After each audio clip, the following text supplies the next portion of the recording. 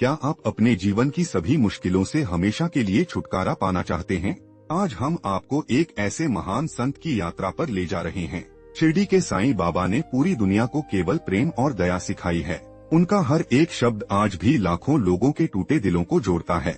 आइए जानते हैं कैसे एक फकीर ने पूरी दुनिया का नजरिया बदल दिया। यह कहानी केवल चमत्कार की नहीं बल्कि सच्ची शांति पाने का रास्ता है। अध्याय 1, प्रेम का अनंत सागर और बाबा का शिरडी आगमन। शिरडी की पावन धरती पर एक अनजान फकीर का पहली बार आगमन हुआ। उनके चेहरे पर एक बहुत ही अनोखा और दिव्य तेज हमेशा चमकता था। गांव वालों ने उन्हें सबसे पहले एक पुराने नीम के पेड़ नीचे देखा। शुरुआत में किसी को भी उनकी महान शक्ति का जरा सा अंदाजा नहीं था। साईं बाबा का पूरा जीवन केवल निस्वार्थ प्रेम और गहरी दया पर टिका था। वह हर गरीब और बीमार व्यक्ति की सेवा अपने हाथों से करते थे। बाबा कहते थे कि भगवान केवल प्रेम और सच्चे भाव के भूखे होते हैं। सच्चा प्रेम वही है जो बिना किसी लालच के दूसरों की मदद करे। उन्होंने कभी भी किसी व्यक्ति की जाति या उसके धर्म को नहीं पूछा। उनके लिए हर इंसान भगवान का बनाया हुआ एक अनमोल स्वरूप ही था। उन्होंने सिखाया कि अगर दिल में प्रेम है तो ईश्वर बहुत करीब है। बिना प्रेम के कोई भी पूजा या पाठ कभी भी सफल नहीं होता। बाबा के पास जो भी आता वह शांति और सुकून लेकर ही जाता। उनके शब्दों में एक ऐसी शक्ति थी जो हर घाव भर देती थी। प्रेम का मतलब केवल लेना नहीं बल्कि अपना सब कुछ देना होता है।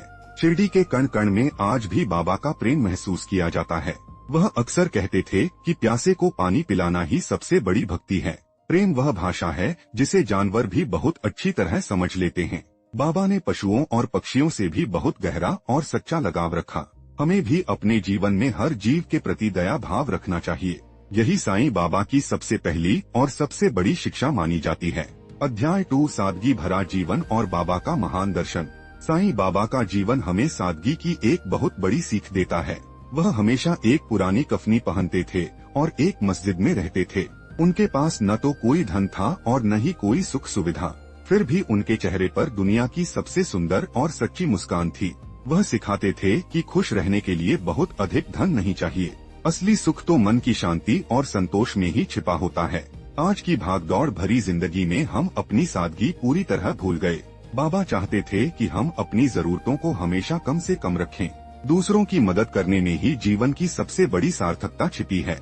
वह खुद भिक्षा मांगकर अपना और अपने साथियों का पेट भरते थे। अहंकार को त्यागना ही आध्यात्मिक जीवन की सबसे पहली और बड़ी सीढ़ी है। साईं बाबा ने कभी भी अपने आप को भगवान नहीं बताया था। उन्होंने हमेशा खुद को ईश्वर का एक छोटा सा बंदा ही माना। उनकी सादगी ने बड़े बड़े राजाओं का सिर उनके चरणों में झुका दिया।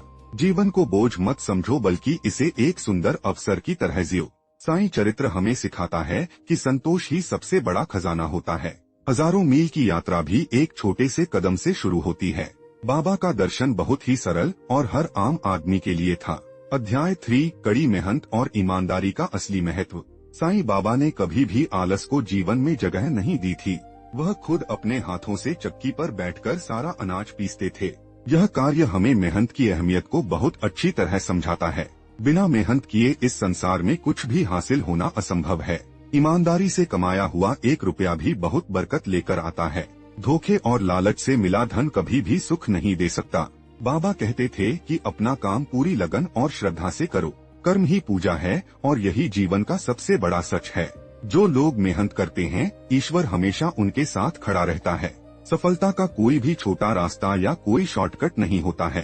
अपनी जिम्मेदारियों से भागना कायरता और मन की एक बड़ी कमजोरी है।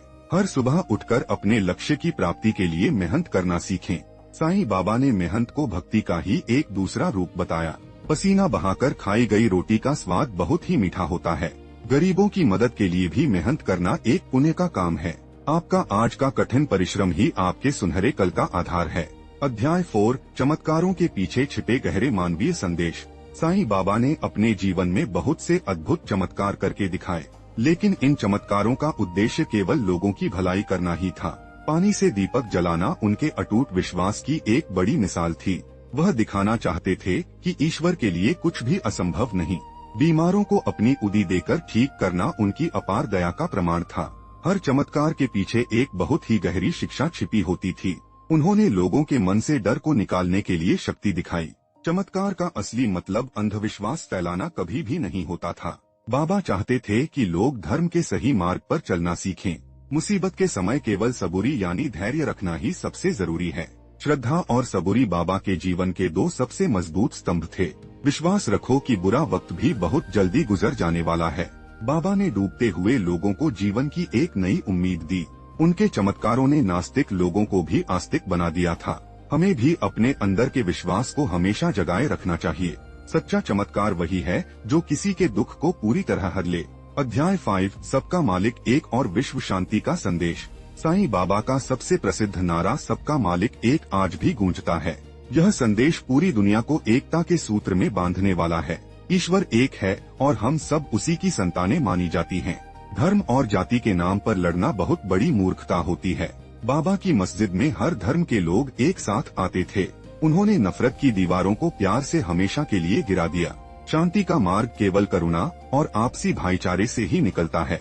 अगर हम एक दूसरे का सम्मान करेंगे तो दुनिया स्वर्ग बनेगी। साईं बाबा आज भी अपने भक्तों के दिलों में जीवित रहते हैं। उनकी शिक्षाएं हमें एक बेहतर इंसान बनने के लिए प्रेरित करती हैं। अपने क्रोध को त्याग कर क्षमा करना ही सबसे बड़ा धर्म है।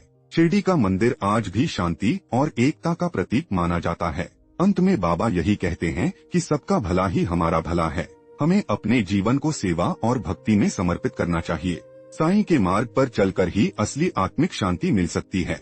हमें उम्मीद है कि आपको यह प्रेरणादायक वीडियो बहुत पसंद आया होगा। साईं बाबा की इन अनमोल शिक्षाओं को अपने जीवन में जरूर अपनाएं। अगर आप बाबा के भक्त हैं तो इस वीडियो को लाइक करें। अपने दोस्तों और परिवार के साथ इसे ज्यादा से ज्यादा शेयर करें। ऐसी और भी भक्तिपूर्ण कहानियों के लिए हमारे चैनल को सब्सक्राइब करें। इस वीडियो को पूरा देखने के लिए आपका बहुत बहुत धन्यवाद। साईं बाबा का आशीर्वाद आप सभी पर हमेशा बना रहे।